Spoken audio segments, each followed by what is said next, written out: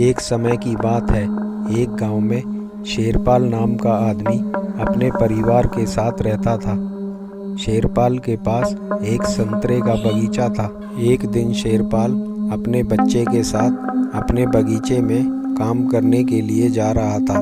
तभी उसे रास्ते में एक भयानक चुड़ैल दिखाई देती है, जिसे देखकर वो दोनों एक पेड़ के पीछे छिप जाते हैं। अरे पापा, ये खतरनाक चुड़ैल हमारे बगीचे में कैसे घुस गई?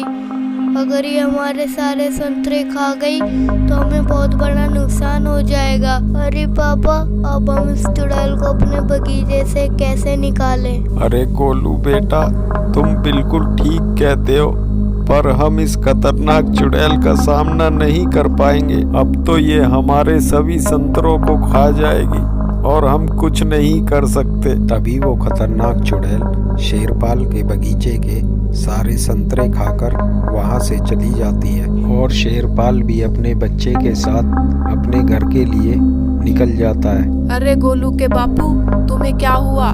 कैसे मुंह लटकाए हुए खड़े हो तुम दोनों? कुछ बताओगे भी? अरे गोलू की माँ, आज हमारे साथ बहुत बड़ा गजब हो गया। एक खतरनाक चुड़ैल हमारे बगीचे में आ गई और हमारे सारे संतरे खाकर वहां से चली गई और हमें बहुत बड़ा नुकसान हो गया। अरे गोलू के बापू, तुम ये क्या कह रहे हो?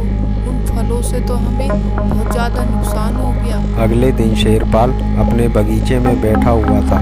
तभी उसके सामने वही खतरनाक चुड़ैल आती है और कहती है, अरे शेरपाल, तुम मुझे इतने दुखी क्यों दिख रहे हो? तुम्हें क्या हो गया? अरे चुड़ैल बहन, कल रात को आप मेरे बगीचे के सारे संतरे खा गई, जिससे मुझे बहुत बड़ा नुकसान हो गया। अब मैं परेशान न हूँ तो क्या करूँ? अरे शेरपाल, तुम इतने दुखी मत हो, मैं तुम्हारे बगीचे को संतरे से भर देती हूँ। तभी वो चुड़ैल शेरपाल के बगीचे को संतरों से भर देती है और वहां से चली जाती है, जिसे देखकर शेरपाल बहुत खुश होता है।